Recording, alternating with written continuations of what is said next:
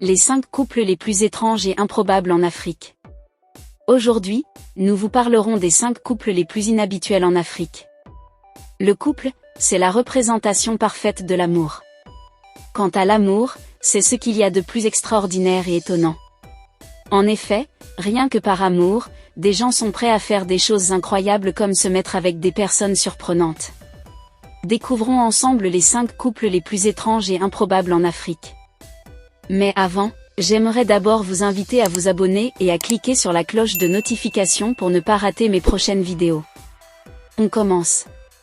Numéro 1. Le couple Sané Mazilla et Hélène Chabangu. En 2014, un couple en Afrique du Sud avait fait battre un record particulier dans l'histoire du mariage. Une femme et un homme, ou disons, un enfant, s'étaient officiellement mariés malgré l'écart d'âge de 53 ans qui les sépare.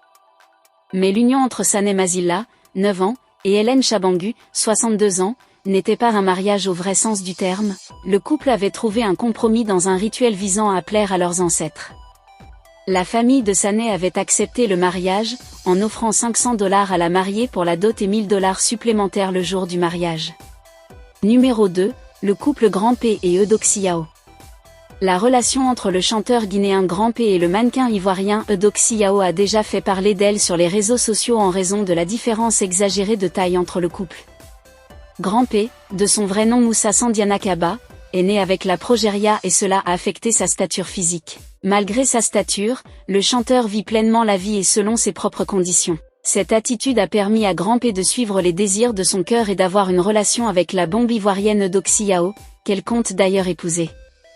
Certaines personnes ont exprimé leurs inquiétudes quant à la correspondance improbable, certains affirmant que la relation est purement commerciale et que l'une des parties ne peut y participer que pour l'argent.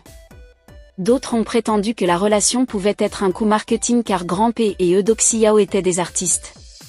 Cependant, Eudoxie Yao n'hésite pas à déclarer que sa relation avec le musicien est très forte et réelle et que la taille n'a pas d'importance.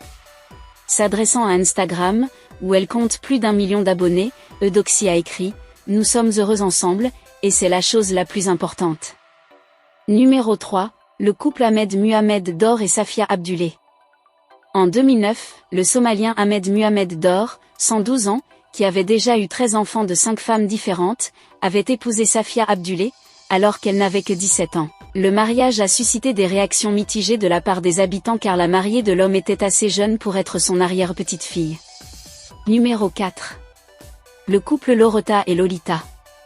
Cela peut sembler bizarre, une fille de 26 ans a été mariée à sa mère biologique pour vivre comme mari et femme et fonder une nouvelle famille.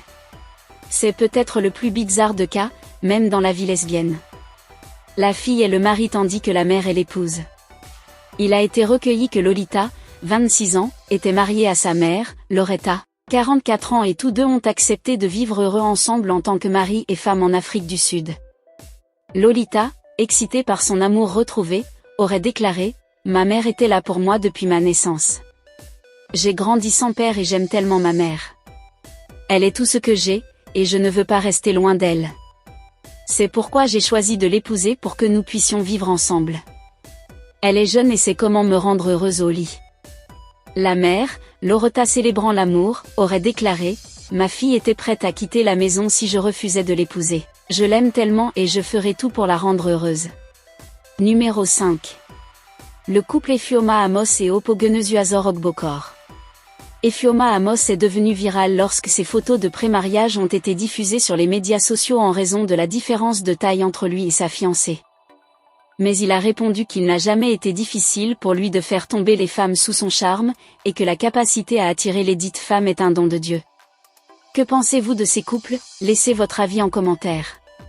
Si ça vous a plu, n'hésitez pas à vous abonner et à cliquer sur la cloche de notification pour nous encourager à travailler davantage.